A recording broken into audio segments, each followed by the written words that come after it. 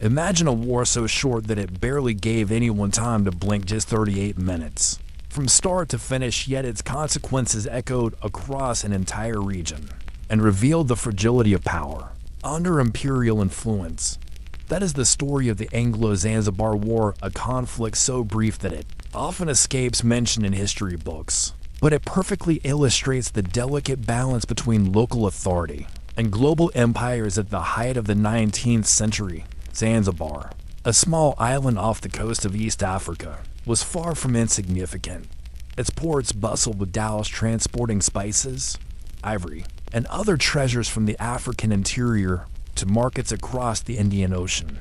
By the late 1800s, it had become a jewel coveted by European powers, particularly Britain, which sought to secure trade routes and assert political influence without committing to outright colonial conquest. The island's strategic importance lay not only in commerce but also in its location, along vital shipping lanes connecting Africa, the Middle East, and India. For decades, Zanzibar's rulers had balanced internal power struggles with the pressure of foreign influence. Sultan Hamad bin Thulwani, who ruled from 1893 until his death in 1896, had maintained relatively cordial relations with Britain. Yet when he died suddenly on August 25, 1896, the delicate balance collapsed almost immediately. His successor, Khalid bin Bargash, took the throne without British approval, a bold move that Britain perceived as a direct challenge to their authority.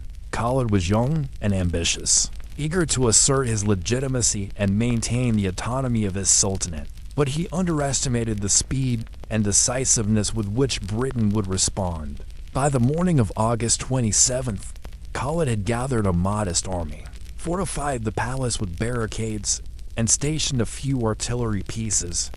Though small in scale, the preparations were serious, enough to signal to the British that any attempt to recognize his authority without negotiation would meet resistance. On the British side, a naval squadron waited offshore, consisting of warships bristling with heavy artillery and crewed by experienced sailors accustomed to enforcing imperial policy. The contrast was stark: a well-equipped European military force versus a hastily assembled local defense. The day unfolded with tense negotiation attempts, though neither side showed signs of yielding. British demands were clear: Khalid must step down immediately, or his resistance would be met with military action. Khalid, emboldened by his advisors and confident in his fortifications, refused. As the afternoon sun rose higher over Stone Town, the streets seemed almost serene, belying the violence that was about to erupt. It is striking to consider that within an hour, lives would be lost, palaces damaged, and a political order overturned, all within what most people would consider a single lunch break. In those moments before the first shots, the ordinary people of Zanzibar went about their routines, unaware of how quickly the day would change. Traders cleaned their stalls, sailors maintained their ships, and children played along narrow alleyways, while Khalid's soldiers waited behind the palace walls, prepared to defend their ruler. The tension was almost imperceptible, yet it contained the weight of decades of imperial maneuvering and local ambition. The contrast between the ordinary and the extraordinary, the mundane daily life of the island, and the impending eruption of a war measured in minutes, creates a peculiar kind of suspense that historians still find fascinating. Then, at precisely 9:02 a.m., the British opened fire. The bombardment was intense and accurate. Khalid's artillery returned fire, but with limited effect, as the British ships' range and firepower vastly exceeded the defenders' capabilities. Within half an hour, the palace was largely destroyed, Khalid's defenses shattered, and his forces in disarray. By 9:40 a.m., the war was effectively over. Khalid fled to the German consulate seeking asylum, leaving the British to install a new sultan loyal to their interests. The sheer brevity of the conflict often masks its significance. While it might be easy to dismiss a 38-minute war as trivial, it actually revealed the vulnerabilities of local rulers under the pressure of imperial powers. It also demonstrated the ability of naval technology an organization to decisively shape outcomes in a way that few land-based forces could resist. For Zanzibar, the war solidified British influence for decades to come, reshaping political alliances and trade practices on the island, yet questions linger about the human dimension of this event. How did the residents of Zanzibar process such a sudden shift in power? What personal stories of survival, fear, or opportunism unfolded behind the palace walls that day? How did Khalid himself come to terms with such a dramatic reversal of fortune in a matter of minutes? These unanswered questions remind us that even the shortest wars leave complex legacies, often hidden beneath the surface of historical records. After the first shots of the Anglo-Zanzibar War, the immediate military outcome was clear.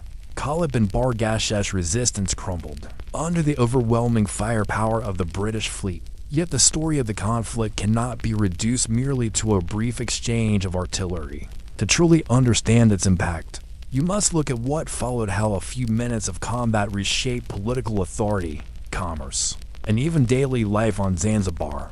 Once Khalid fled, the British quickly installed Hamud bin Mohammed as the new sultan, a figure they considered reliable and compliant. Hamud's accession was not merely a ceremonial shift.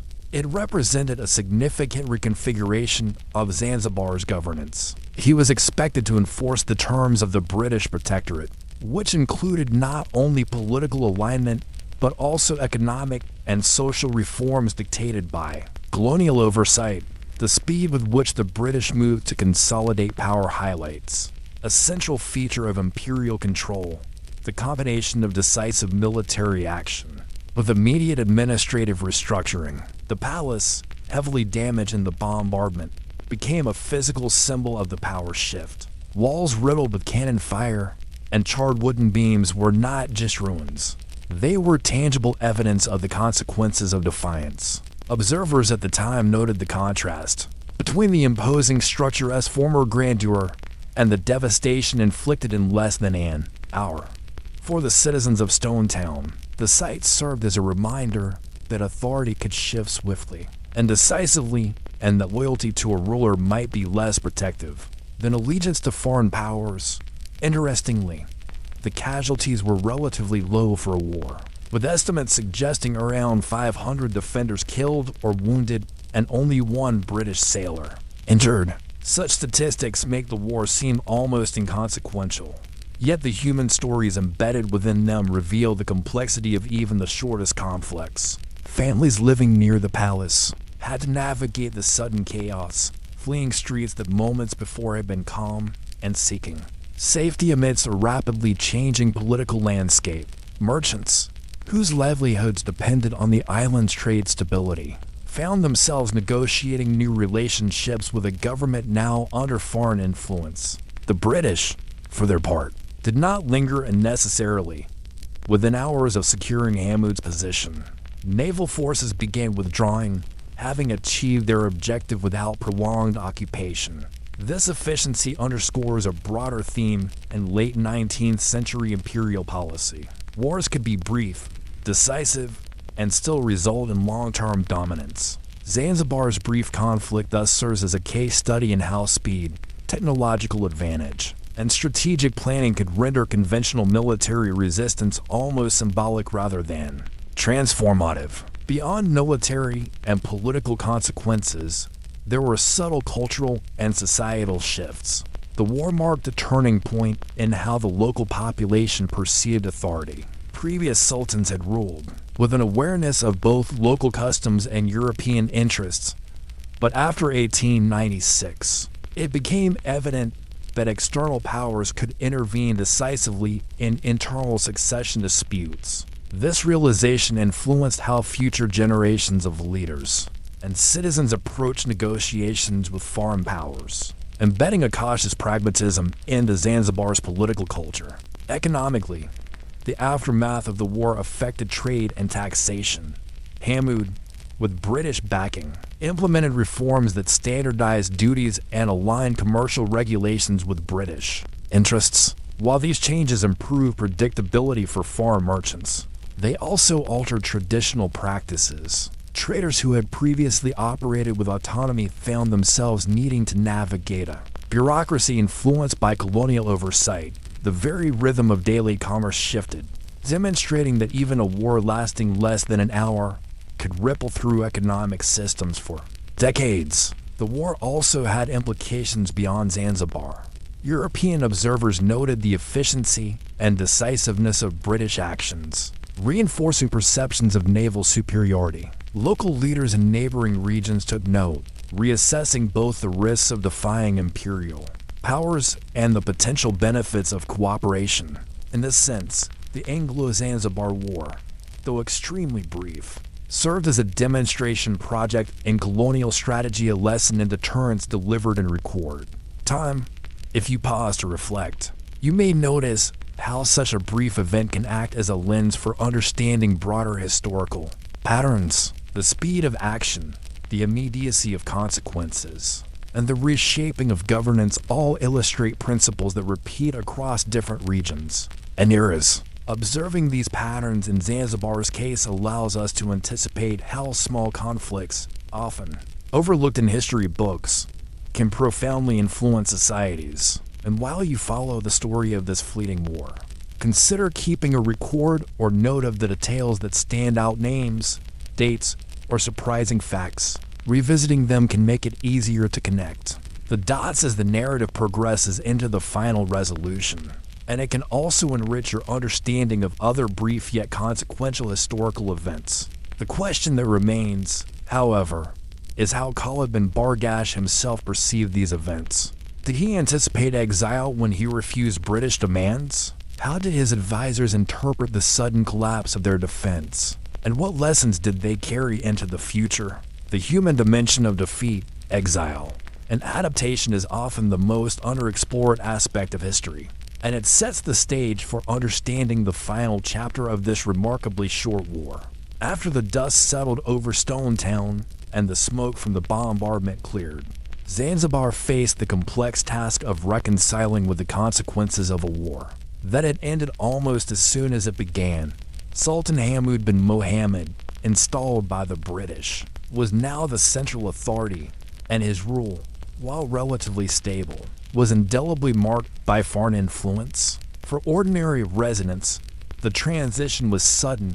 New regulations, shifting allegiances, and the visible scars on the palace walls served as constant reminders that the balance of power could shift abruptly.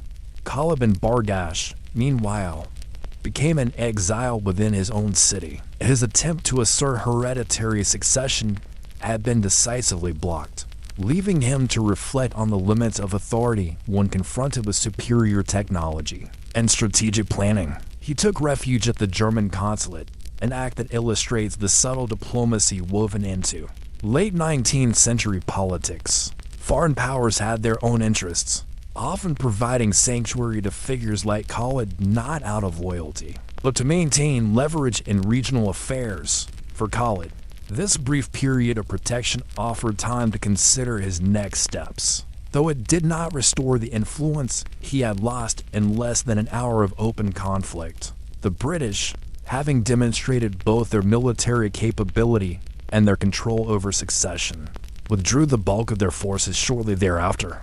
Their objective was not occupation, but assurance, by installing Hamud and enforcing compliance with the Protectorate agreements. They secured long-term influence with minimal ongoing expenditure or risk. In practical terms, Zanzibar's governance became a case study in indirect control, where decisive action in a short window could yield enduring results. Daily life gradually returned to a sense of routine, but the imprint of the conflict persisted. Traders, accustomed to negotiating with sultans on terms they could anticipate, now had to navigate a bureaucracy aligned with British commercial interests. Taxes were standardized, trade routes regulated, and legal codes increasingly reflected European models. Even small changes, such as shifts in administrative procedures or market regulations, had significant effects on ordinary people's livelihoods. The war's brevity belied the enduring impact it had on social and economic structures. For historians, The Anglo-Zanzibar War is often cited as an extreme example of efficiency in conflict. In just 38 minutes, lives were lost, leadership was overthrown, and the trajectory of an island nation was altered. Yet beyond the statistics and military tactics lies a lesson about resilience, adaptation, and the unforeseen consequences of brief interventions. Ordinary residents had to adapt quickly, reorienting their businesses, alliances, and daily routines in the aftermath. The war exemplifies how even the shortest confrontations can ripple through society in ways that outlast the immediate violence. And reflecting on the broader significance, it becomes clear that Zanzibar's experience is not isolated. Throughout history, brief conflicts often serve as turning points, exposing vulnerabilities, revealing strategic advantages, and reshaping political landscapes. The lesson extends to understanding human behavior under pressure. Decisions made in minutes can have consequences that reverberate for years. The Anglo-Zanzibar War is a stark reminder that duration does not determine significance. Even the shortest events can leave enduring marks on governance, commerce, and culture. And while you consider these shifts, it can be useful to map out the sequence of events, noting how decisions, preparation, and technology each played a role. Observing these factors can enrich your understanding of other historical moments that unfold quickly yet carry long-term consequences. It also encourages a habit of connecting patterns across events, allowing you to better anticipate the subtle ways short conflicts influence societies over time. Ultimately, the Anglo-Zanzibar War story concludes not with ongoing battles, but with reflection.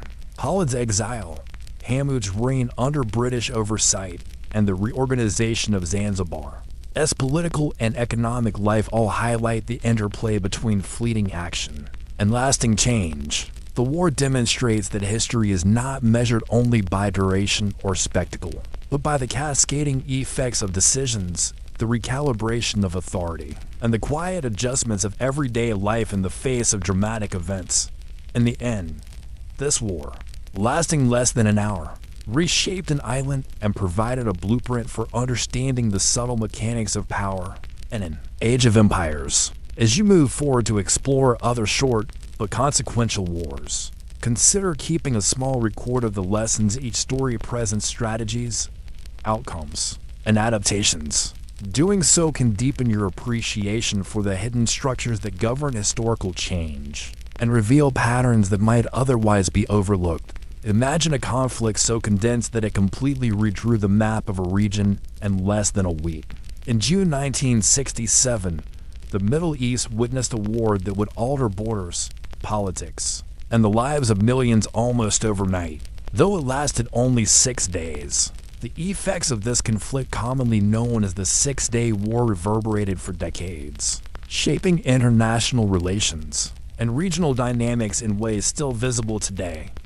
The origins of the Six-Day War lie in a complex mixture of territorial disputes, historical grievances, and political maneuvering. Following the Arab-Israeli conflicts of the 1950s and early 1960s, tensions were high between Israel and its neighboring states, particularly Egypt, Syria, and Jordan. Israel, a relatively young nation established in 1948, faced constant threats from surrounding Arab nations that rejected its existence. By 1967, the situation had escalated to a point where both sides were preparing for an imminent confrontation, and the immediate catalyst for the war involved a series of strategic moves by Egypt's President Gamal Abdel Nasser. In May 1967, he ordered the mobilization of troops into the Sinai Peninsula and closed the Straits of Tiran, a vital maritime route for Israeli shipping. These actions were interpreted as acts of aggression and a blockade, heightening Israel's sense of vulnerability. Simultaneously, political rhetoric across the region grew increasingly hostile, and alliances between Arab states solidified. Israel, understanding that the balance of power could shift quickly, prepared for a preemptive strike that would come to define the 6 days of combat. On the morning of June 5, 1967, Israel launched Operation Focus, a carefully planned aerial assault aimed at neutralizing the Egyptian Air Force.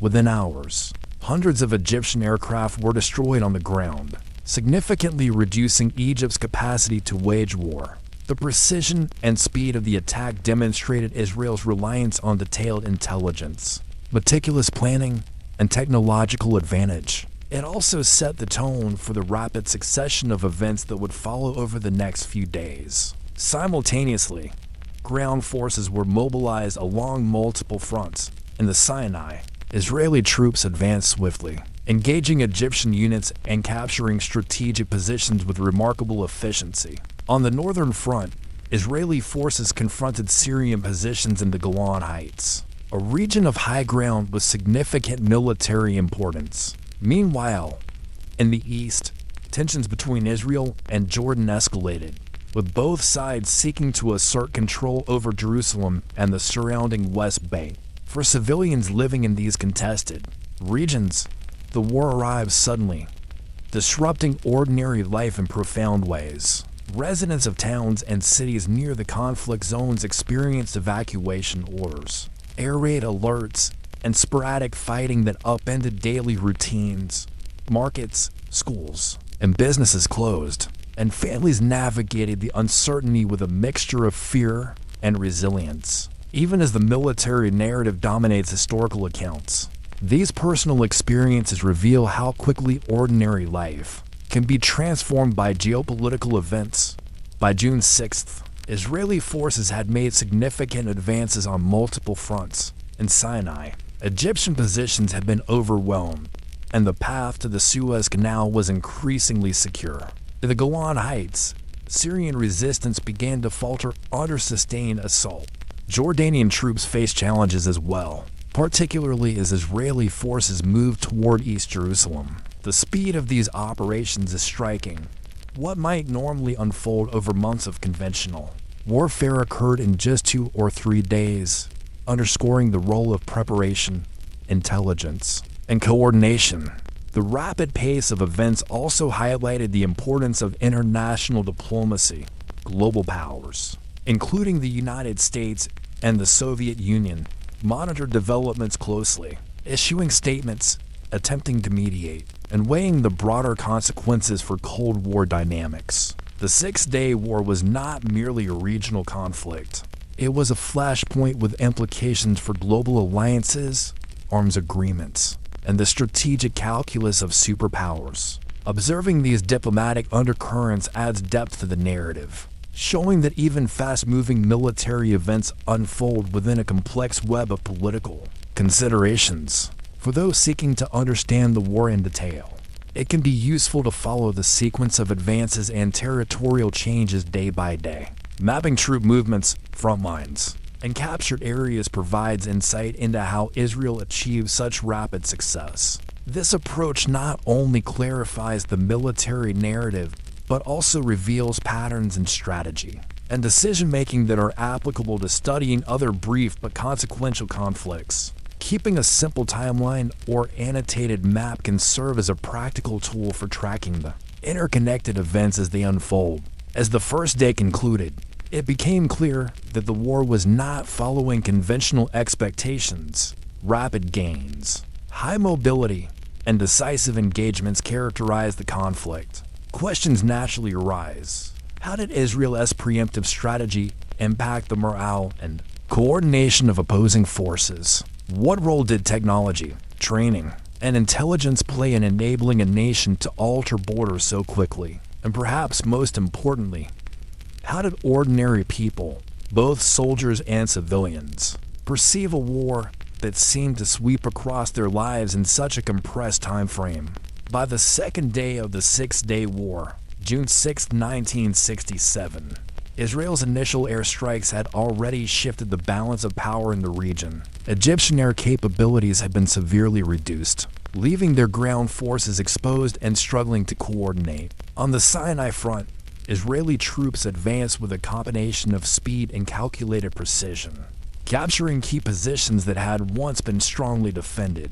The tactical advantage gained during the first day allowed Israel to dictate the pace of combat, forcing opposing forces into reactive positions rather than proactive strategies.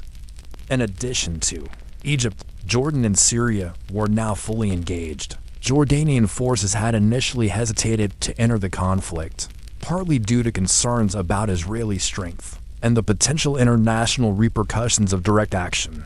Yet under pressure from Arab alliances and a desire to maintain territorial claims, Jordanian troops moved to secure positions along the West Bank and in Jerusalem.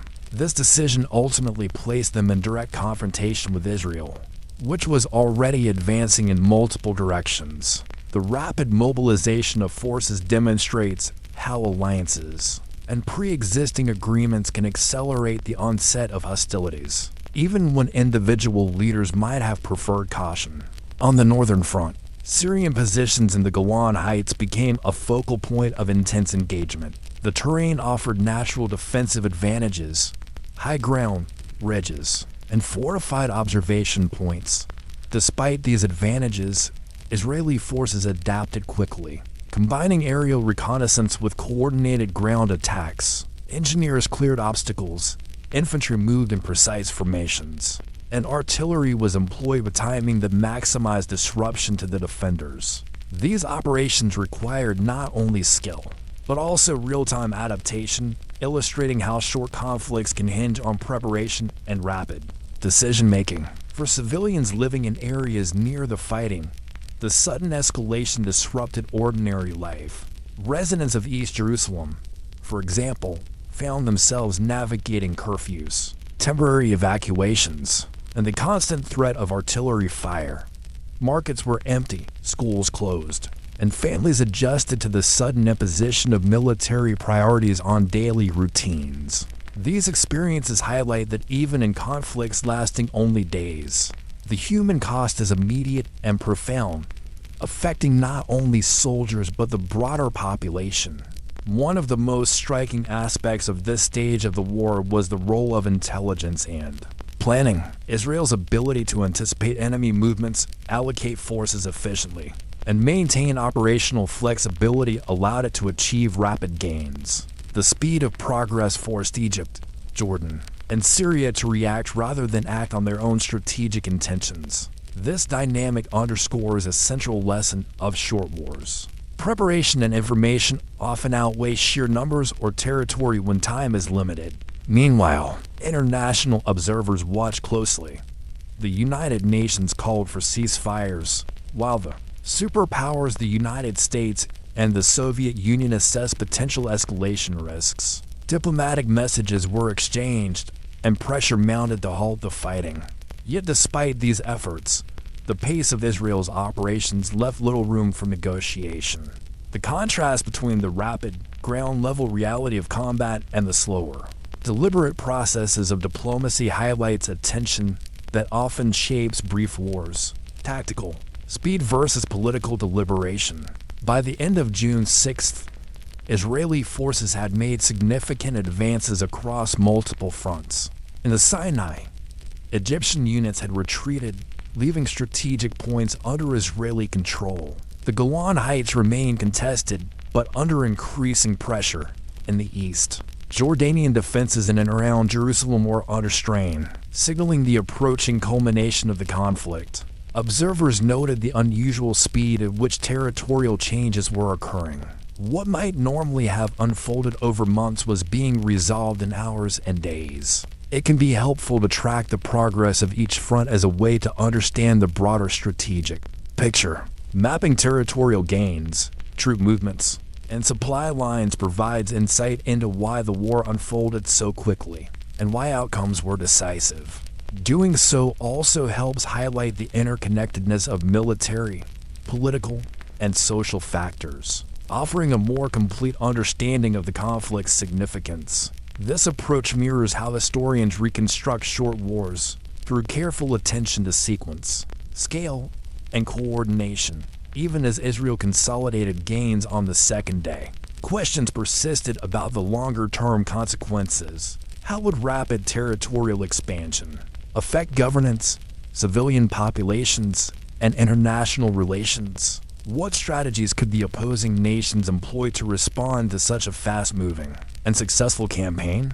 And what lessons would military planners take away from the efficiency and decisiveness demonstrated in such a compressed time frame? These questions underscore the complexity of analyzing conflicts that are both brief and highly consequential. By June 10, 1967, the Six-Day War had effectively concluded. Israeli forces had achieved sweeping victories across multiple fronts, capturing the Sinai Peninsula from Egypt, the Golan Heights from Syria, and the West Bank and East Jerusalem from Jordan. The rapid succession of territorial gains stunned the international community and fundamentally altered the political and geographic landscape of the Middle East. The war's brevity did not lessen its significance. Rather, it highlighted how a combination of strategy, preparation, and rapid execution can produce consequences that outlast the actual fighting. In Israel, the swift victory was seen as both a military and psychological success. Soldiers and commanders reflected on the efficiency of their operations, the accuracy of their intelligence, and the coordination across various branches of the armed forces. Military planners analyzed the effectiveness of preemptive strikes, the mobility of armored units, and the integration of air support into ground operations. These lessons would inform future strategies and shape Israel's approach to security in a volatile region. For the defeated nations, the consequences were immediate and profound. Egypt's military presence in the Sinai was dismantled. Syria lost strategic high ground in the Golan Heights, and Jordan faced the political and social challenge of ceding the West Bank and East Jerusalem. Beyond territorial losses, these countries had to contend with the psychological impact of rapid defeat, the displacement of populations, and the strain on governance and infrastructure. Ordinary civilians, already enduring the uncertainties of conflict, now face the realities of occupation, administrative shifts, and the long-term implications of borders drawn in days, rather than months or years. One of the most notable outcomes of the war was the change in control over Jerusalem. East Jerusalem, including historic sites long contested, came under Israeli administration. This shift prompted complex debates over heritage, sovereignty, and religious significance that continue to influence the region today. The speed with which this transfer occurred just a few days emphasizes how quickly strategic and symbolic objectives can be achieved when military operations are executed with precision. The international response was varied. The United Nations called for ceasefires and urged negotiations, while superpowers like the United States and the Soviet Union weighed both strategic interests and diplomatic credibility. These external pressures underscored the fact that even short conflicts carry global implications. The Six-Day War demonstrated that brief, decisive engagements could trigger long-term diplomatic considerations, reshaping alliances, aid agreements, and regional policies for years to come. Beyond military, political, and diplomatic outcomes, there was a human dimension. Civilians in newly captured territories had to navigate sudden changes in authority, governance, and security. Trade, education, and daily life were immediately affected. Refugees, property disputes, and administrative transitions required rapid adaptation. Observing how populations adjusted to these sudden shifts highlights the resilience required to cope with the consequences of even brief wars. Ordinary lives were intertwined with decisions made on battlefields and in command centers hundreds of miles away. In reflecting on the Six-Day War, it is clear that duration alone does not define historical impact. 6 days of combat reshaped borders, influenced international relations, and affected millions of lives. The conflict provides insight into the ways planning, technology, and strategy can compress what might otherwise take months or years into a matter of days. Understanding this encourages a broader perspective when examining other short conflicts. It is often the speed, decisiveness, and cascading consequences that make a brief war historically significant. As you follow these historical narratives, it can be helpful to note the patterns emerging from rapid conflicts, the decisions that drove outcomes, the responses of civilians, and the shifts in political structures. Keeping track of these details allows you to connect lessons from one brief war to another, deepening your understanding of how seemingly fleeting events can leave enduring marks. Subtle observation and attention to sequence can reveal the forces at play in any short, consequential historical event. In the end, the Six-Day War serves as a clear example of how compressed conflict can produce outcomes far beyond its temporal length. Israel's decisive victories reshaped not only the region's borders, but also the strategic thinking of nations and military planners worldwide. Civilian soldiers and governments alike were affected by decisions made over the course of a few days, illustrating that the historical weight of an event is determined not solely by its duration, but by the consequences that ripple outward in both expected and unexpected ways. With this chapter complete, we now move on to another brief but consequential conflict, where strategy, preparation, and rapid decisions once again leave a lasting imprint on history. Keep in mind the patterns you've observed here as we continue the lessons from 6 Days may illuminate the significance of other short wars in surprising ways. It may be hard to believe, but a conflict known as the Football War or the $100 War erupted between two nations over the course of just a few days in 1969. While the name suggests a light-hearted dispute over sport, the reality was far more complex, rooted in social, economic, and political tensions that had been simmering for years. The war, brief though it was, offers a window into how seemingly minor triggers can ignite deep-seated issues, transforming ordinary rivalries into armed conflict. The nations at the center of this unusual war were Honduras and El Salvador. To neighboring countries in Central America, the conflict itself was not truly about a soccer match, though 3 critical World Cup qualifying games in June 1969 coincided with the outbreak of hostilities and acted as a catalyst for violence. To understand why a football match could spark such rapid escalation, it is essential to consider the underlying factors: population pressures, land disputes, economic inequality, and the migration of Salvadoran laborers into Honduras. In Honduras, a growing population and limited arable land had created tensions with Salvadoran migrants who had moved north in search of work and better living conditions. Many Hondurans perceived these migrants as a threat to jobs, resources, and cultural cohesion. Local policies increasingly favored Honduran citizens, creating resentment among Salvadoran communities. Meanwhile, in El Salvador, overpopulation and economic hardship pushed many families to seek opportunities across the border, intensifying friction. These demographic pressures, combined with nationalist sentiments, created an environment ripe for conflict. The soccer matches themselves, played in June 1969, were highly charged events. Fans from both countries traveled to support their teams, and emotions ran high both on the field and in the stands. Violence erupted in stadiums and surrounding areas, with clashes between supporters spilling into the streets. Media coverage amplified tensions, portraying incidents as national affronts and deepening animosities. While these games were ostensibly sports competitions, they became symbolic battlegrounds reflecting broader social and political grievances. As the second match approached, tensions escalated. Governments on both sides responded with increasingly nationalist rhetoric, warning citizens about perceived threats from the other nation.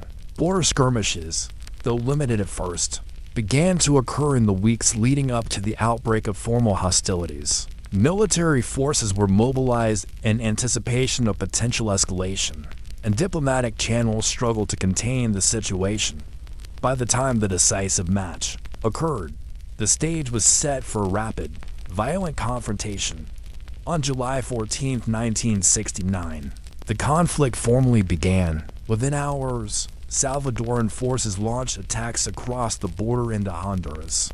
The military operations were swift, targeting key infrastructure and strategic positions, including roads, bridges, and border towns. Despite the brevity of the war, both militaries committed significant resources, reflecting the intensity of the underlying issues. For ordinary civilians in the border regions, the sudden eruption of violence disrupted daily life, forcing families to flee homes and seek temporary refuge elsewhere.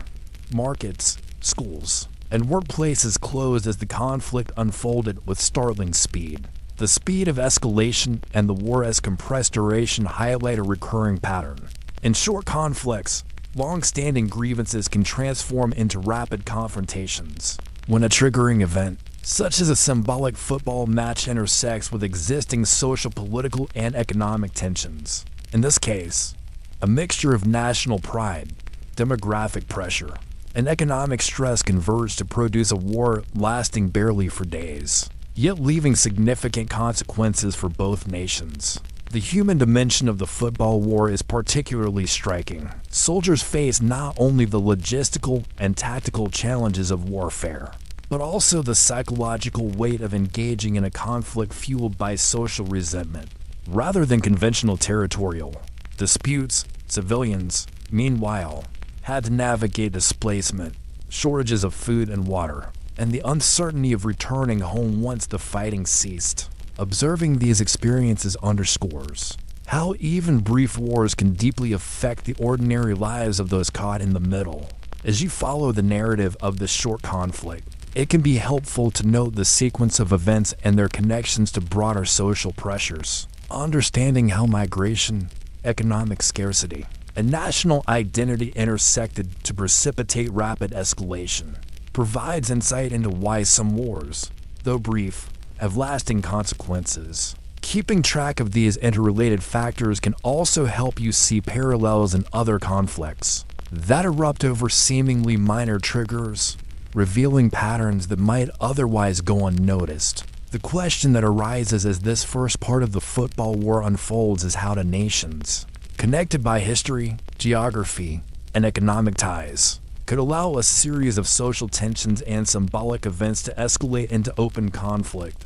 How did leadership decisions, public sentiment, and military readiness converge to produce a war that lasted less than a week? And more subtly, how did the citizens of both nations experience these rapid changes in security and governance? These questions set the stage for the next part of the story, where we examine the war's progression, key battles, and immediate effects on civilians and infrastructure.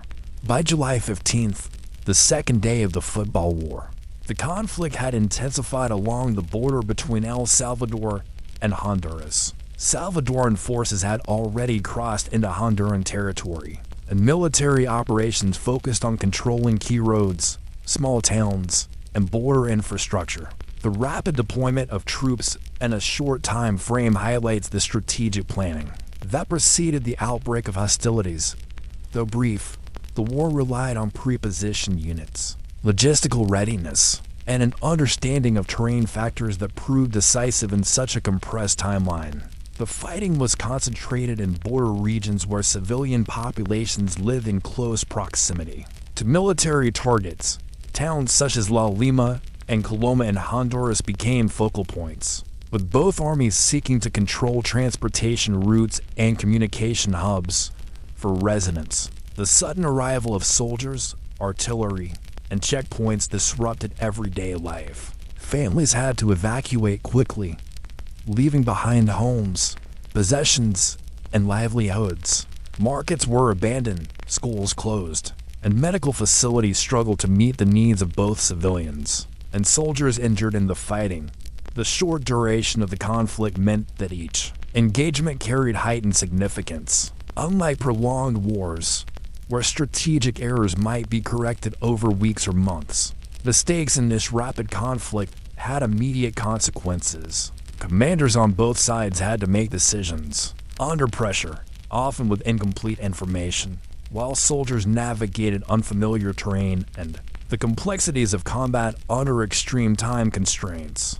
The intensity of decision-making within a compressed period is a defining characteristic of short wars like this one, where hours can determine the outcome of entire campaigns. Internationally, the football war drew swift attention. The Organization of American States, OAS, called for ceasefires, While major powers in the Western Hemisphere encouraged negotiation to prevent further escalation, diplomatic pressure combined with logistical challenges for the Salvadoran forces helped bring the war toward a rapid conclusion. These efforts illustrate the interaction between local conflict and international diplomacy, showing that even short wars unfold within a network of external influences that shape both the pace and resolution of hostilities. By midday on July 16th, it became apparent that the conflict would not continue indefinitely. Salvadoran forces, facing logistical constraints and mounting diplomatic pressure, began withdrawing from key areas. Honduran forces, while resisting incursions, had also experienced dislocation and disruption along the border. Civilians, who had endured displacement and uncertainty, cautiously returned to towns and communities to assess damage and re-establish routines. The swiftness of both military and civilian adjustments underscores the adaptability required during brief but intense conflicts. The football war also revealed the broader societal and political consequences of short conflicts. In Honduras, local leaders had to address social tensions and grievances that had contributed to the initial outbreak. In El Salvador, the government faced criticism for decisions that escalated the conflict and strained resources. Economically, both nations experienced interruptions in trade, agriculture, and local industry, demonstrating how even brief wars can have ripple effects on national economies. Observing these outcomes provides a lens into the multidimensional impact of short conflicts. Military, political, social, and economic spheres are all affected in ways that outlast the actual fighting. One of the most interesting aspects of this war is how a symbolic event, the football match, has acted as a catalyst for already existing tensions. While matches alone could not have caused armed conflict, they triggered nationalistic sentiment and provided a socially visible focal point for frustrations related to migration, land disputes, and economic inequality. This illustrates a recurring theme in short wars. A seemingly minor or symbolic incident can ignite long-standing grievances when combined with underlying social pressures. As you consider the sequence of events, it can be helpful to track how different factors converge: military readiness, civilian displacement, international diplomatic pressure, and social unrest. Observing these patterns allows a deeper understanding of how brief wars can escalate quickly and resolve rapidly while leaving lasting consequences. Mapping the chain of cause and effect can serve as a practical tool for connecting lessons from this conflict to other historical events of similar brevity and impact. The question that emerges as this section concludes is how the rapid withdrawal and cessation of hostilities influenced long-term relations between Honduras and El Salvador. Did the brief nature of the war contain its consequences, or did it simply defer deeper structural issues to the future? How did civilians and governments adjust to the immediate aftermath, and what lessons were carried forward in subsequent decades? These unanswered questions set the stage for the final section, where we examine the resolution of the football war and its enduring significance in Central American history. By July 18, 1969, the football war had come to an abrupt end. After approximately 100 hours of fighting, both Honduras and El Salvador agreed to a ceasefire.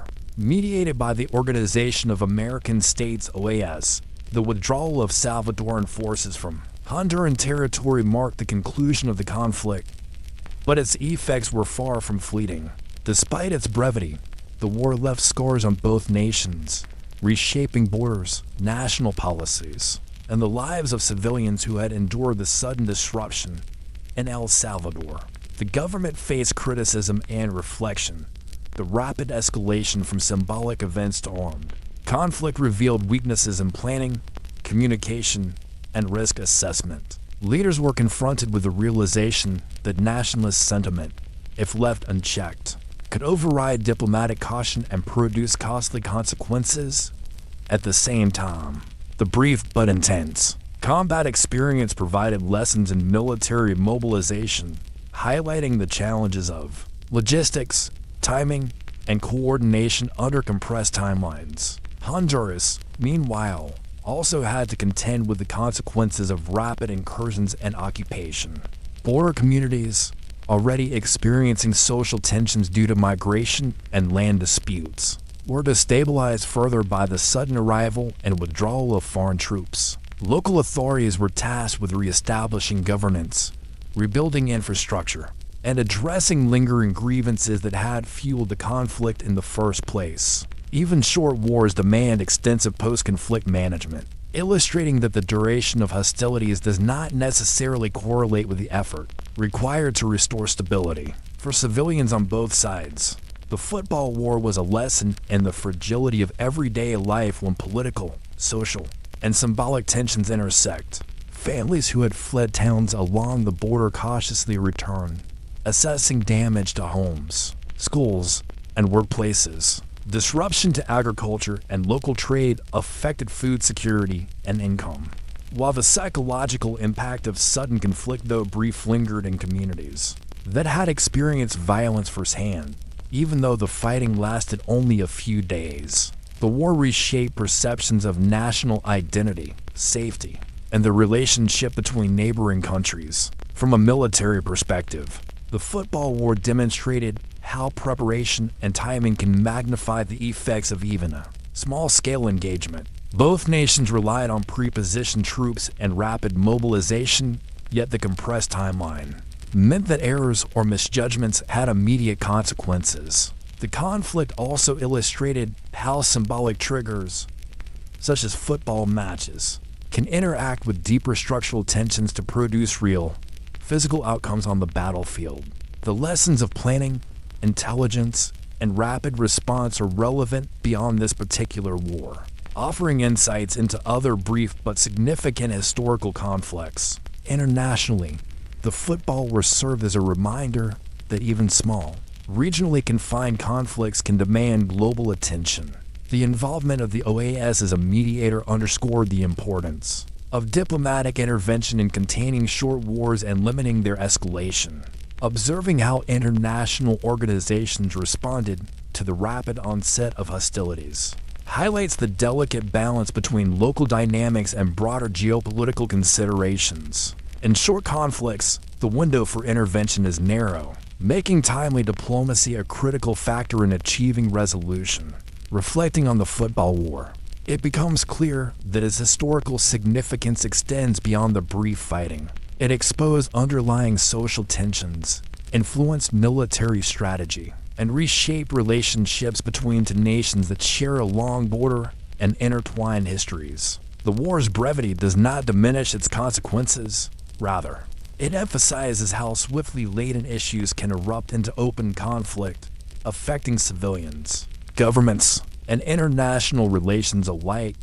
As you consider the events of this war, it can be helpful to track the causes, immediate impacts, and post-conflict adjustments, observing how symbolic triggers, social pressures, and military readiness intersect provides a framework for understanding other short conflicts in history. Keeping notes on these patterns not only reinforces comprehension of this particular war, but also helps identify common threads in the dynamics of brief but consequential conflicts. In the end, the football war illustrates that even the shortest wars can leave enduring marks. Lives were disrupted, policies were adjusted, and the perception of regional relations was altered for decades to come.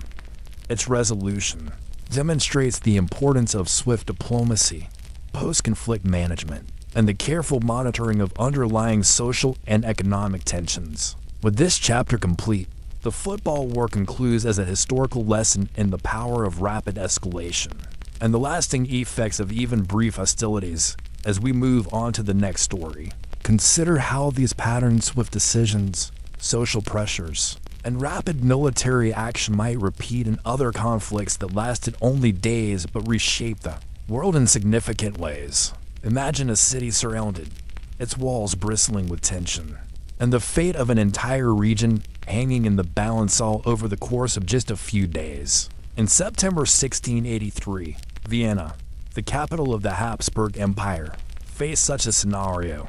The Ottoman Empire, at the height of its power, advanced into Central Europe, aiming to extend its territory and secure influence far beyond its traditional borders. What followed was a siege that lasted only 6 days, yet held consequences far beyond the immediate military outcome. The context of the siege begins decades earlier. The Ottoman Empire had gradually expanded into southeastern Europe, consolidating control over Hungary, the Balkans, and parts of modern-day Romania. Vienna represented both a symbolic and strategic target. Capturing it would provide access to Central Europe, weaken the Habsburgs, and potentially open a path toward further expansion. For the city's inhabitants, the looming threat was more than abstract. It was a tangible danger that would test military defenses, civil administration, and community resilience. As the Ottoman forces approached, the city prepared for the inevitable. Citizens and soldiers alike worked to fortify walls, repair damaged sections, and stockpile provisions. Every resident had a role, from blacksmiths reinforcing gates to bakers ensuring enough food could sustain the population. The preparation phase itself was a lesson in coordination and survival. While the threat of attack loomed, ordinary life continued under heightened alert. Markets still functioned in a limited capacity, schools adjusted schedules, and civic leaders coordinated defense strategies with military officials. The Ottoman army, numbering tens of thousands, established positions around Vienna, constructing siege works, artillery placements, and supply lines. Their strategy combined intimidation, attrition, and psychological pressure. The city, in contrast, relied on a smaller but determined defensive force, aided by fortifications and the natural advantage of its position along the Danube River. The contrast in numbers was significant, but the defenders' knowledge of terrain and fortified positions helped offset the numerical disadvantage. On the first day of the siege, skirmishes occurred outside the walls, with Ottoman forces probing defenses and defenders responding with cannon fire and targeted counterattacks. These initial encounters were relatively small in scale but set the tone for the coming days. Civilians watched anxiously, aware that each cannonball fired, each arrow loosed, had implications for their homes, lives, and the survival of the city itself. Daily life was transformed. Routines were interrupted. Citizens patrolled streets alongside soldiers, and the community's collective attention was focused entirely on defense. The intensity of the siege highlighted the interdependence of military and civilian life.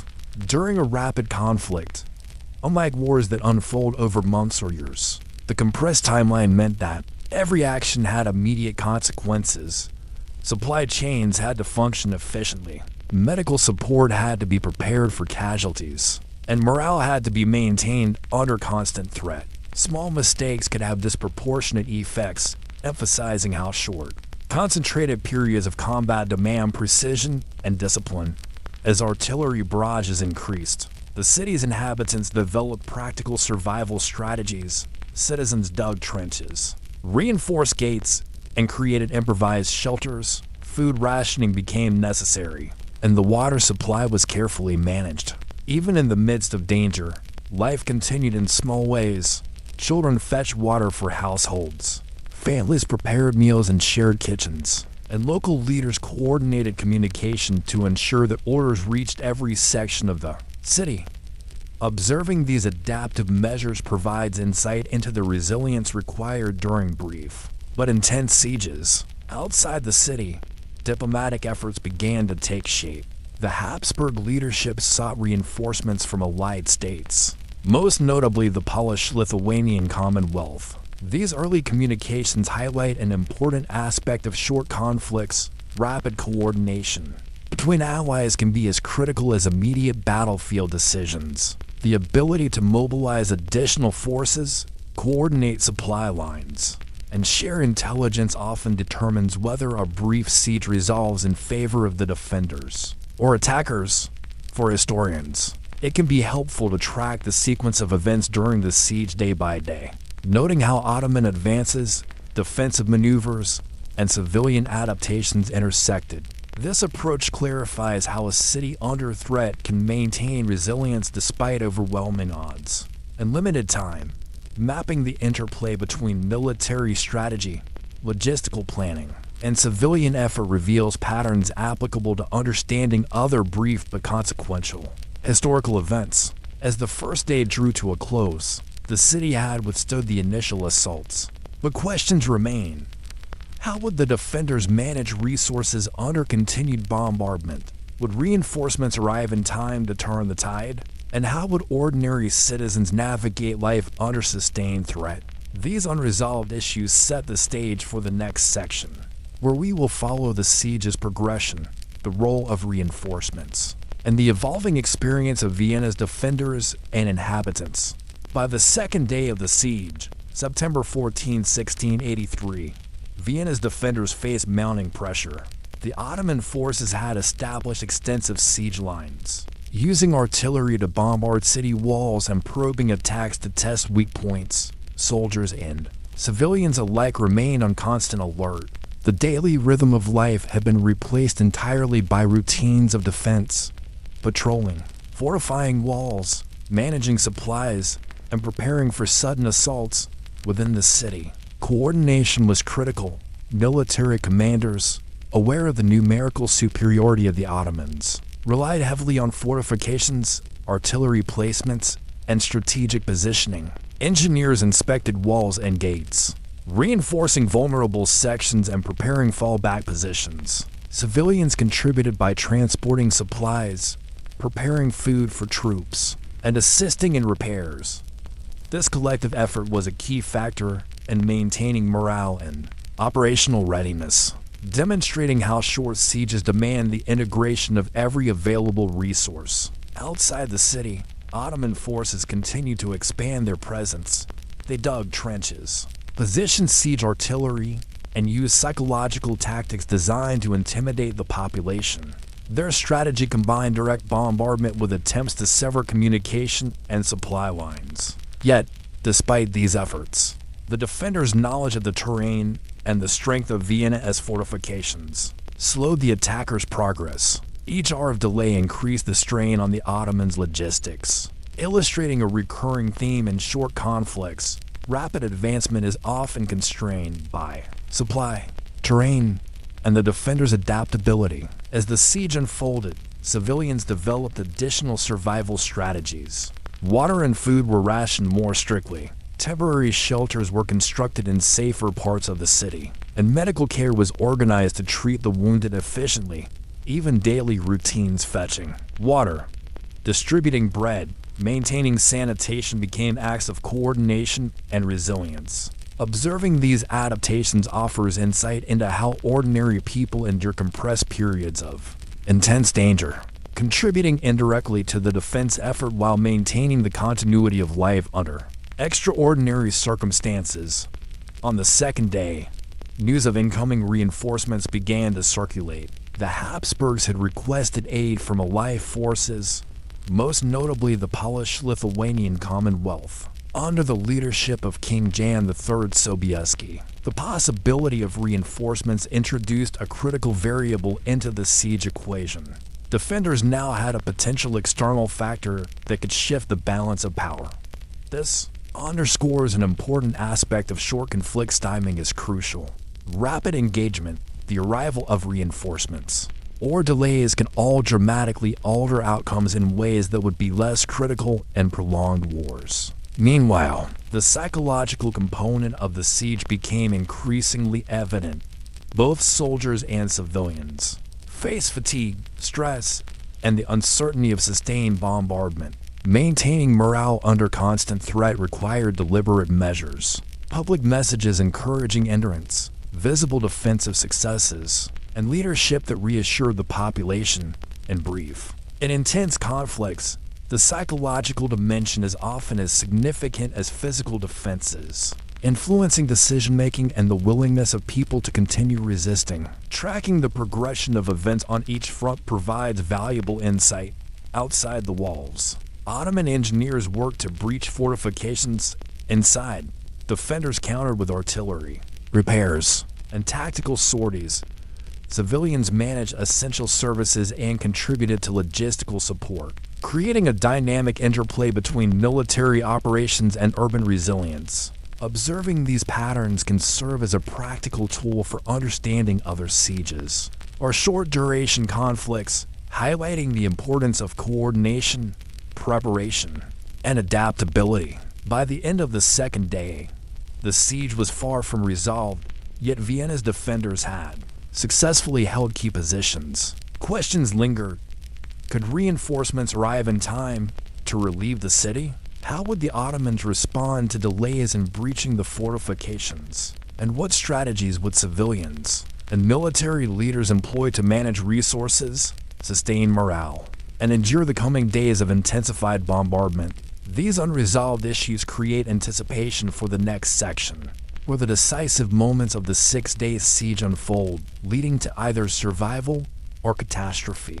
By September 19, 1683, the 6-day siege of Vienna had reached its climax. After nearly a week of relentless pressure from the Ottoman forces, the defenders of Vienna, bolstered by reinforcements, led by King Jan III Sobieski of Poland, launched a decisive counteroffensive. The arrival of these allied troops proved critical, introducing fresh manpower, artillery support, and strategic leadership that tipped the balance in favor of the Habsburg defenders. The coordination between local defenders and reinforcements was remarkable, given the constraints of communication and logistics in the 17th century. Sobieski's forces arrived with cavalry units, artillery, and infantry, and integrated seamlessly with the existing defenders. The combined forces mounted a multi-pronged attack against the Ottoman positions outside the city walls. Heavy cannon fire and disciplined infantry advances disrupted siege lines, while coordinated cavalry charges targeted exposed flanks, forcing the Ottoman army into retreat. The effectiveness of these maneuvers underscores a critical aspect of short but decisive engagements. The timely arrival of reinforcements and strategic coordination can determine the outcome within hours or days. Within the city, civilians watched the shift in momentum with cautious optimism. After days of rationing, sheltering, and enduring bombardment, the lifting of the siege brought a sudden, dramatic change. Families cautiously emerged from temporary shelters, returning to damaged homes and marketplaces. Essential services resumed, though slowly, as local authorities assessed destruction and coordinated repairs. The resilience displayed by both soldiers and civilians highlights the interplay of military action and social adaptation in compressed conflicts. Ordinary lives are profoundly affected, yet the human capacity for endurance often shapes the broader outcome. The retreat of the Ottoman forces marked a turning point in European history. Vienna remained under Habsburg control, halting the Ottoman advance into Central Europe and securing the city as a critical bulwark. Politically, the siege reinforced alliances between European powers, particularly the Habsburgs and Polish-Lithuanian Commonwealth, setting the stage for future coalitions against Ottoman expansion. The victory, achieved in a matter of days, demonstrated that even brief, intense engagements could have lasting geopolitical significance. Economically and socially, the aftermath of the siege required careful management. Rebuilding fortifications, repairing homes, and restoring trade and agriculture demanded coordinated efforts between military, civic, and religious authorities. The siege also left psychological marks. Citizens and soldiers alike carried memories of stress, uncertainty, and the sudden disruption of daily life. Even in a short conflict, these intangible consequences shape perceptions of security, loyalty, and governance for years to come.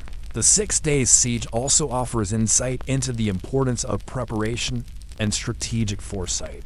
Prior fortifications, stockpile supplies, disciplined military training, and early diplomatic communication with allies proved decisive. The compressed timeline magnified the significance of every decision. A single miscalculation could have resulted in disaster, while timely action and coordination produced survival and eventual victory. Observing these dynamics provides a broader understanding of how short conflicts operate, where speed, readiness, and adaptability often outweigh numerical strength or prolonged engagement. As you reflect on this brief but pivotal siege, it can be helpful to note the patterns, the role of reinforcements, the interplay between civilians and soldiers, the critical timing of strategic decisions, and the broader political ramifications. Understanding these factors offers practical insight into other historical conflicts of short duration, highlighting how brief moments of intense pressure can reshape regional and even continental history. In the end, the 6-day siege of Vienna demonstrates that short, high-intensity conflicts can leave enduring marks on both people and geopolitics. Within less than a week, Vienna survived, alliances were strengthened, and the Ottoman advance was halted, a reminder that historical significance is not measured by duration alone, but by the consequences of decisive action.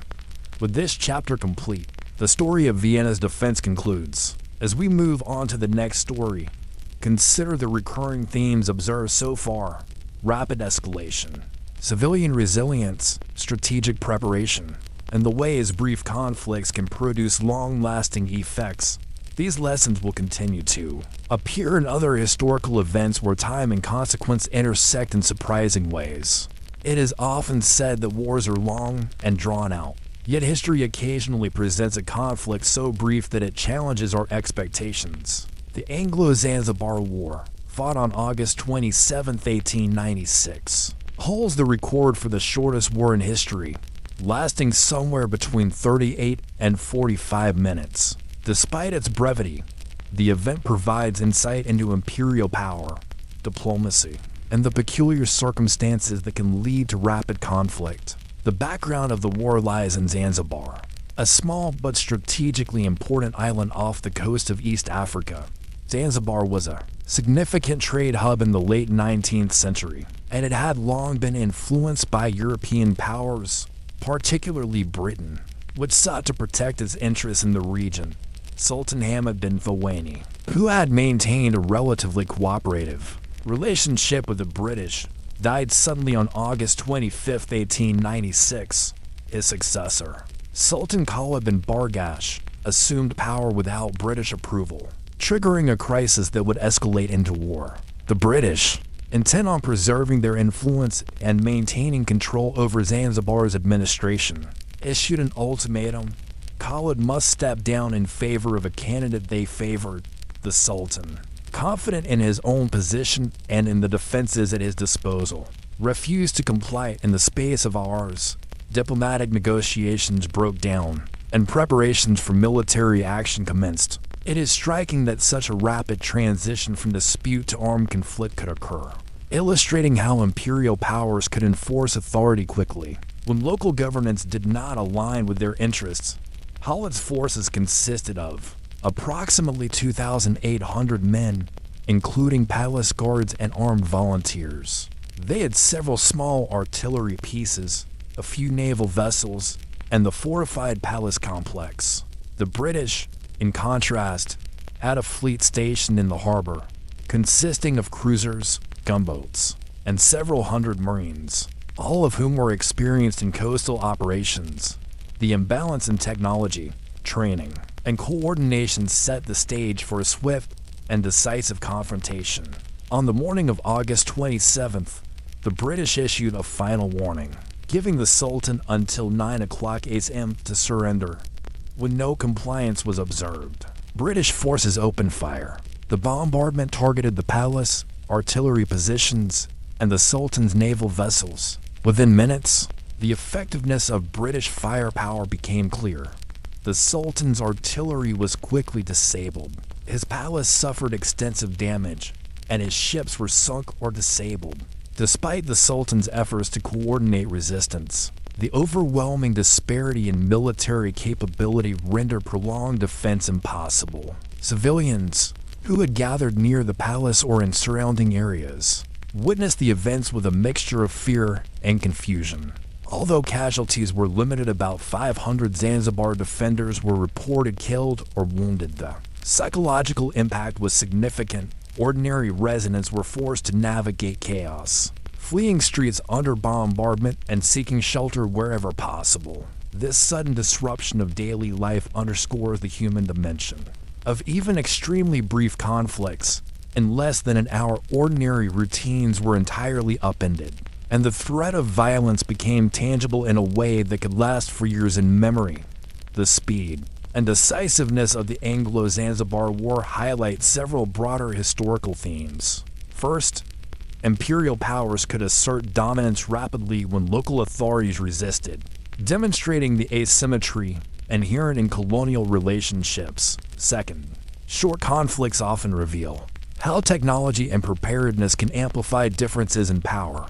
The British fleet, disciplined and coordinated, was able to neutralize defenses in mere minutes. Third, even fleeting wars have consequences, including political realignment, civilian displacement, and long-term shifts in governance. For historians and observers, the war offers a compact case study in rapid escalation, tracking the sequence of events from Sultan Hamid's death through Khalid's succession to the British ultimatum, and the bombardment illustrates how political, military, and social factors interact to produce compressed conflicts. Noting these interactions can serve as a practical lens for understanding other short wars, where timing, preparation, and imbalance of power dictate outcomes more than prolonged strategy or negotiation. As the palace burned and Khalid fled into German territory seeking asylum, British forces quickly installed Sultan Hamid bin Mohammed as the new ruler. The war ended in less than an hour, but its significance extended far beyond the minutes of fighting. The event reinforced British influence in Zanzibar, reshaped the island's governance, and provided a striking historical example of how a single misalignment in authority and rapid escalation could result in immediate military action. As you reflect on this event, it can be helpful to note how preparation, disparity in power, and rapid decision-making converge in short conflicts. Even when a war lasts less than an hour, the consequences for leadership, civilians, and political structures are tangible and lasting. Observing these patterns provides insight into other historical episodes where time and decisive action intersect in ways that reshape societies quickly and dramatically. The question that arises as this first section concludes is how the Sultan and his supporters managed the immediate aftermath, how civilians adjusted to the sudden imposition of foreign authority, and what long-term lessons were taken from a conflict so brief yet so consequential. These questions prepare the way for the next section, where we examine the resolution, immediate political consequences, and broader implications of the Anglo-Zanzibar War. By mid-morning on August 27, 1896, the rapid bombardment had already reshaped the landscape of Zanzibar's palace grounds. The Sultan's forces, caught off guard by the precision and intensity of British naval artillery, struggled to respond effectively. Cannons that had been functional only moments earlier were disabled, and the small naval flotilla under the Sultan's command suffered immediate losses within minutes. The balance of power was unmistakably clear. The British had achieved overwhelming superiority, leaving the defenders with few options. For the defenders, the rapidity of events introduced confusion and urgency. Palace guards attempted to organize a coordinated defense, while local militia tried to maintain order around the streets adjacent to the conflict zone. Civilians, many of whom had gathered out of curiosity or concern for their leaders, were suddenly exposed to the destructive force of modern artillery. Within a matter of minutes, the psychological impact became as significant as the physical damage. Individuals fled in panic, and organized resistance began to collapse. In such a compressed timeline, human adaptability and instinct played a crucial role, as decisions had to be made almost instantaneously. The Sultan himself, recognizing the futility of continued resistance, attempted to regroup in an inner section of the palace. However, the speed and accuracy of the British bombardment rendered these efforts ineffective. By the time the official deadline for surrender had passed, Khalid bin Bargash faced a stark choice: continue a symbolic resistance that could cost more lives, or retreat and seek asylum. He chose the latter, fleeing to the German consulate, a decision that marked the practical conclusion of the war even before an official ceasefire was declared. For civilians and city administrators, the war's brevity presented a unique challenge. Reconstruction, restoration of order, and the resumption of daily activities began almost immediately. Although the physical damage was localized, the social and political effects were widespread. Residents had to reconcile the sudden transition of power, adjust to new governance under Sultan Hamud bin Mohammed, and navigate the lingering fear and uncertainty resulting from the rapid violence. These adjustments, though less visible than cannon fire or military maneuvers, were critical to stabilizing the city in the hours and days following the conflict. The installation of Sultan Hamud reflected the broader priorities of British imperial policy. By quickly replacing Khalid with a ruler aligned with British interests, the colonial power ensured continuity of administration, secured trade routes, and demonstrated its capacity to enforce influence decisively. This rapid resolution reinforced the perception of British authority, sending a clear message to neighboring territories and other local leaders about the consequences of defiance. Even in a conflict lasting less than an hour, the political ramifications were immediate and enduring. From a historical perspective, the Anglo-Zanzibar War highlights several important dynamics of short conflicts. First, preparation and disparity in power are decisive. The British fleet's readiness, experience, and technological advantage render prolonged engagement unnecessary. Second, the compression of events magnifies the impact of every decision, from the Sultan's choice to resist to the timing of artillery strikes. Third, civilians and administrators must respond swiftly to maintain social order and adapt to new political realities, demonstrating that the consequences of rapid conflicts extend beyond the battlefield. Observing the war as a case study offers a practical lens for understanding other short-duration conflicts. Even when hostilities last less than an hour, the sequence of actions: diplomatic failure, military superiority, civilian response, and political restructuring illustrates recurring patterns. Noting these patterns allows us to see how compressed engagements, despite their brevity, can reshape governance, influence alliances, and affect populations long after the final shot is fired. As the immediate effects of the bombardment settled, the Sultan's supporters either fled or were absorbed into the new administration. The British, having achieved their objectives, withdrew with minimal further engagement, leaving Sultan Hamud to consolidate his rule. For Zanzibar's inhabitants, the lesson was clear. Even the shortest conflicts can transform leadership, disrupt daily life, and require rapid adaptation. The ability of civilians and officials to adjust effectively determined whether the city could maintain stability in the hours, days, and weeks that followed. The rapid resolution also prompted reflection on the relationship between symbolic triggers and broader political tensions. While the war is often remembered for its brevity, it was rooted in disputes over succession, colonial influence, and the enforcement of authority. Understanding the underlying causes, rather than focusing solely on the duration of hostilities, provides insight into why even fleeting conflicts can carry significant historical weight.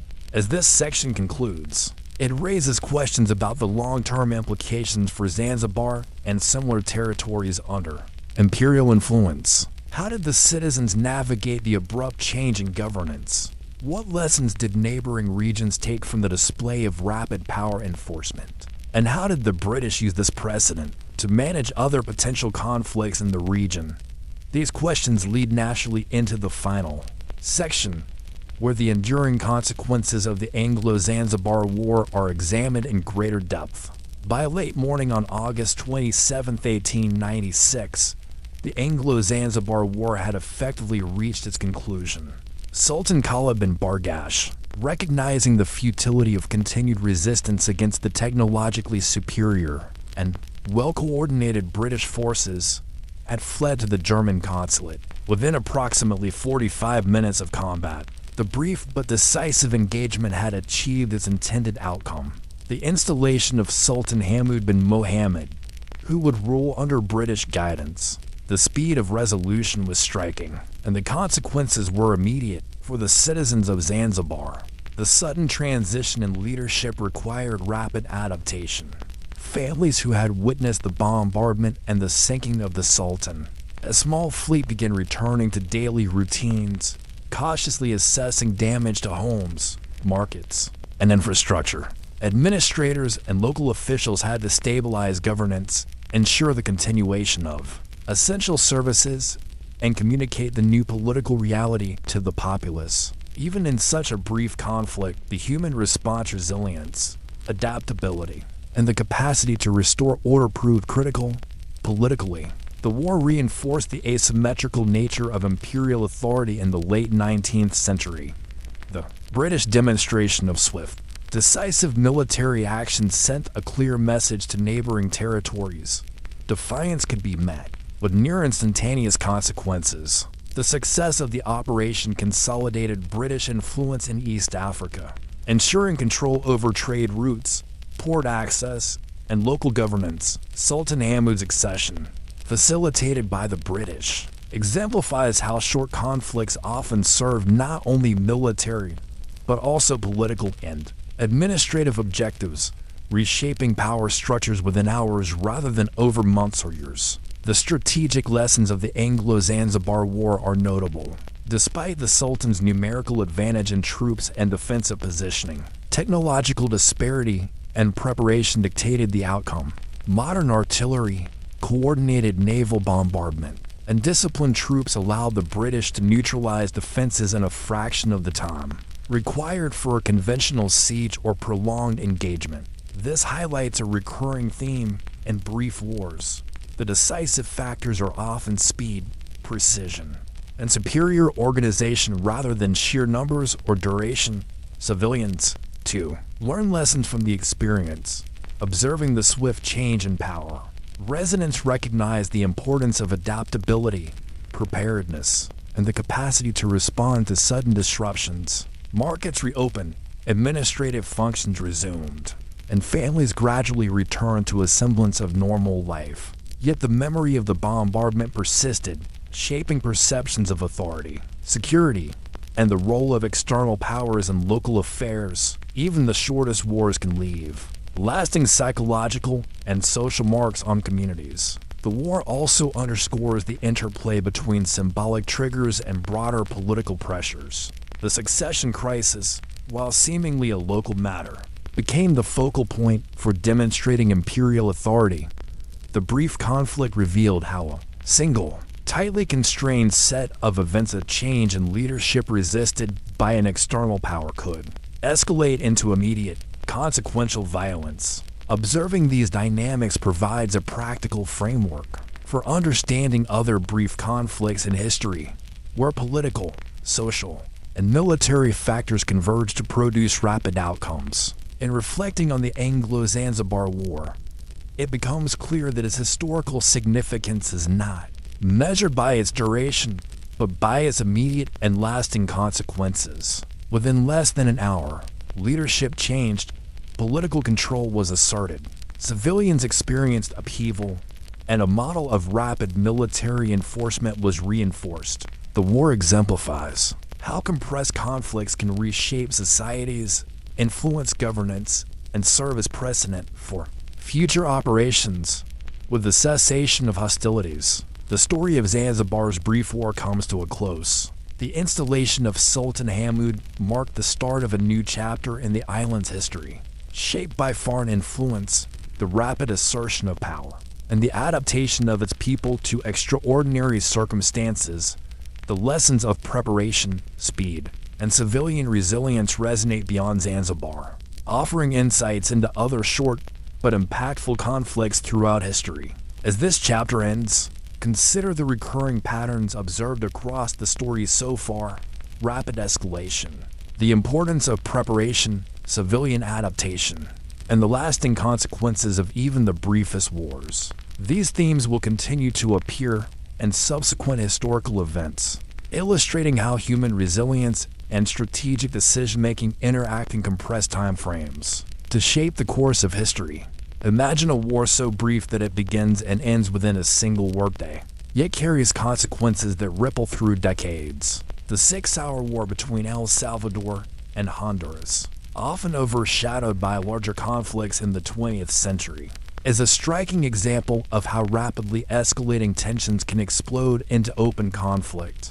Though the hostilities lasted only a few hours, the factors leading to the war's social tension, migration disputes, and political friction have been simmering for years. The backdrop of the conflict lies in the strained relationship between the neighboring nations. In the years preceding 1969, El Salvador faced significant overpopulation and land scarcity, leading many Salvadorans to migrate into Honduras, often settling on lands already claimed by local farmers.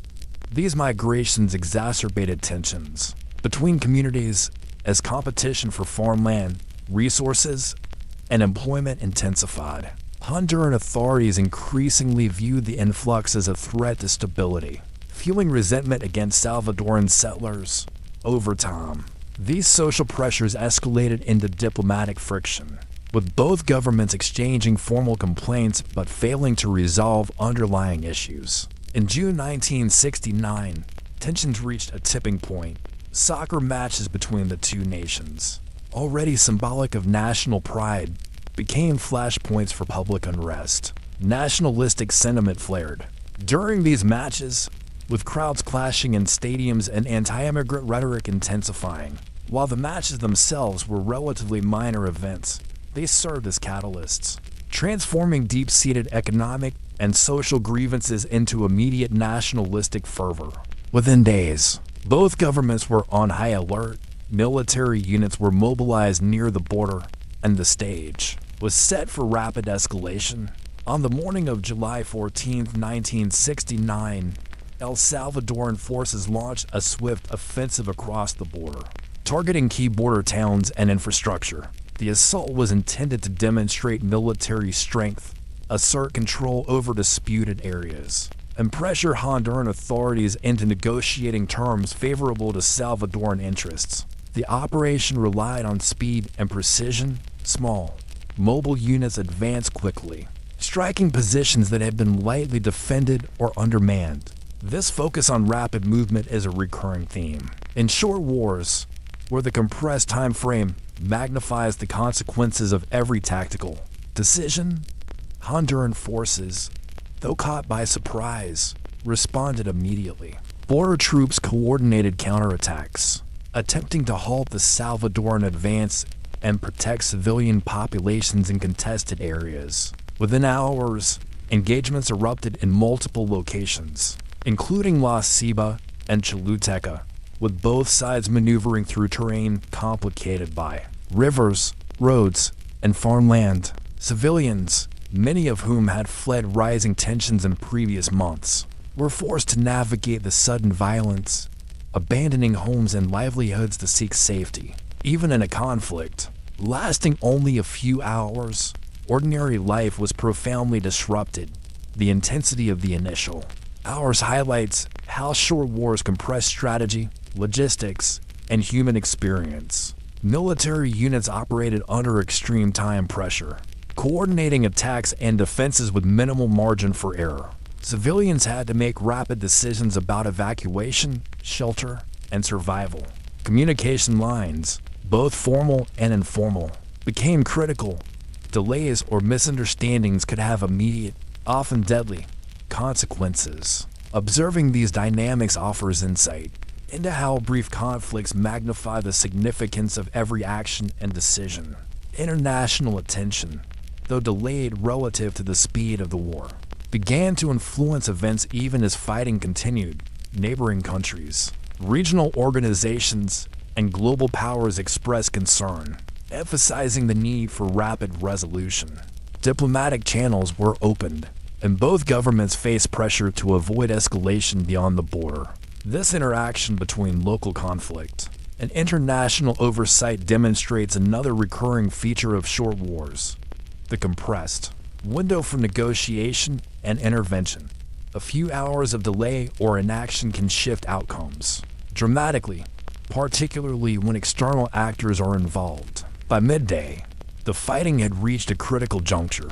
Salvadoran forces had achieved initial objectives, but the rapid mobilization of Honduran troops, combined with pressure from international observers, created a stalemate. Leaders on both sides recognized that continued escalation could spiral out of control, threatening not only military units but also civilians and infrastructure.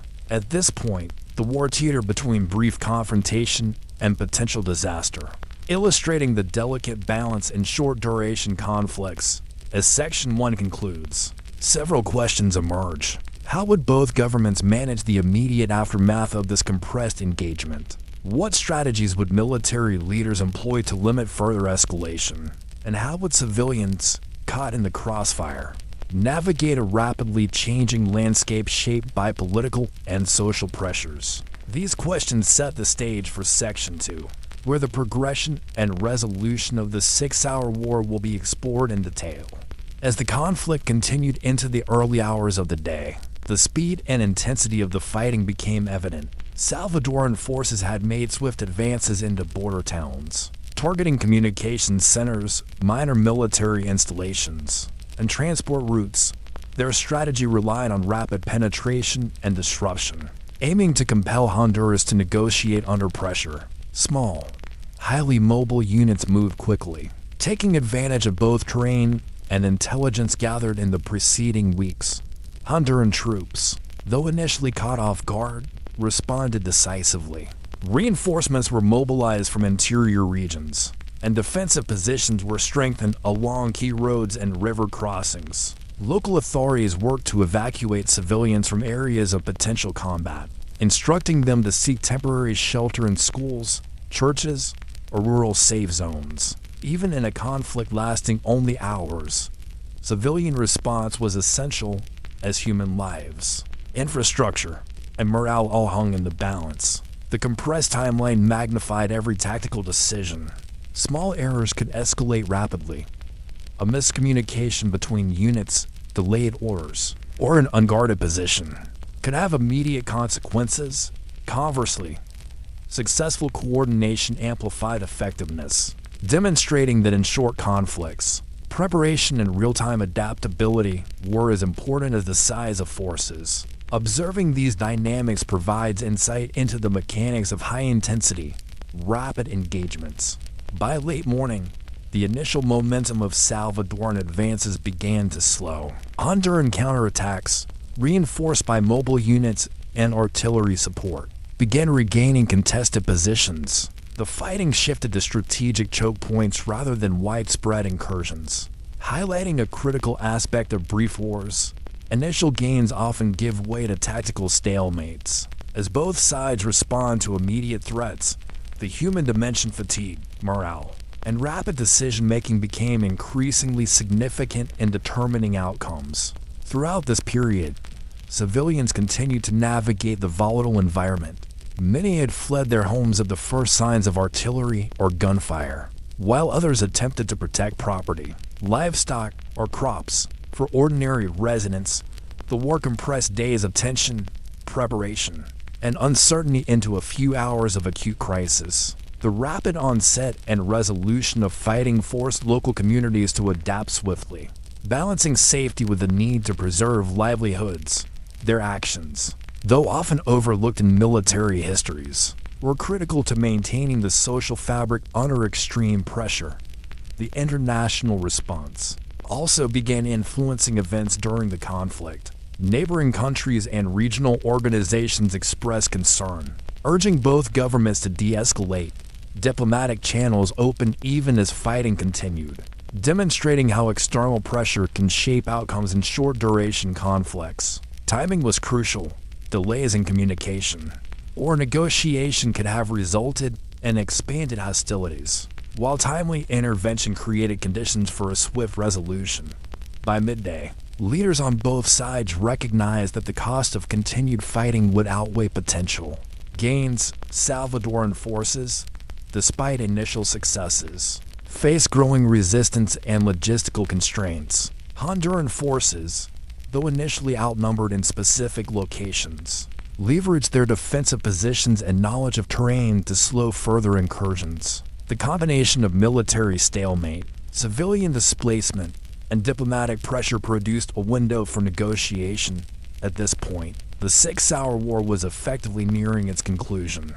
Both governments initiated rapid communications to coordinate a ceasefire and address immediate post-conflict needs.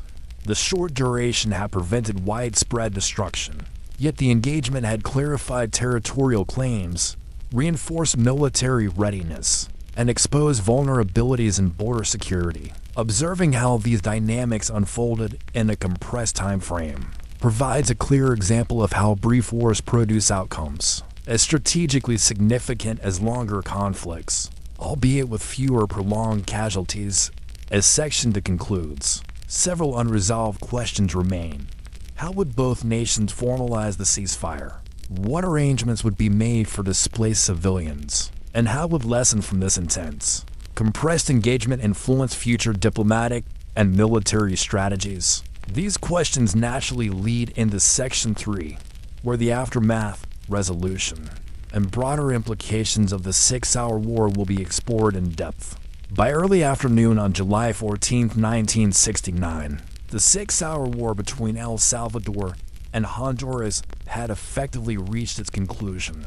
The rapid engagement had achieved its immediate objectives. Both sides had tested each other's defenses, asserted territorial claims, and demonstrated military readiness, while international pressure and logistical constraints prevented further escalation.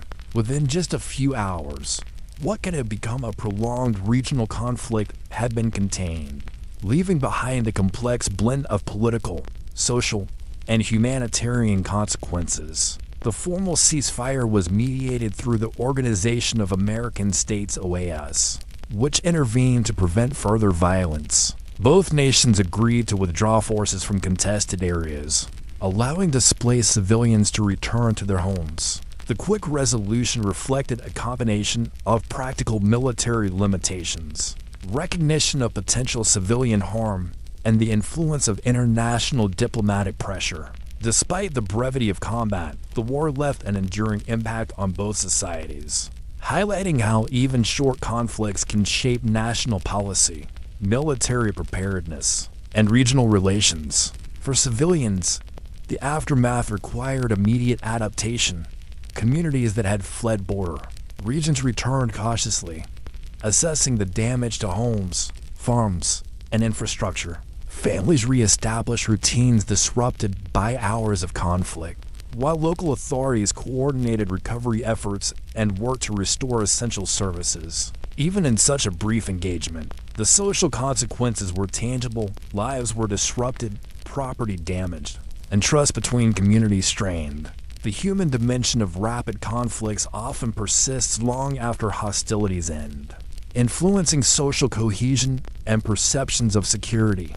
Politically, the 6-hour war reinforced existing tensions, while also providing lessons in diplomacy and crisis management. Both governments recognized the need to address underlying causes such as land disputes, migration pressures, and nationalistic sentiment while avoiding future escalations. Agreements reached post-conflict focused on border regulation, improved communication, and coordination to prevent sudden flare-ups. Although the engagement was brief, it set a precedent for handling disputes through negotiation under the looming threat of rapid military action.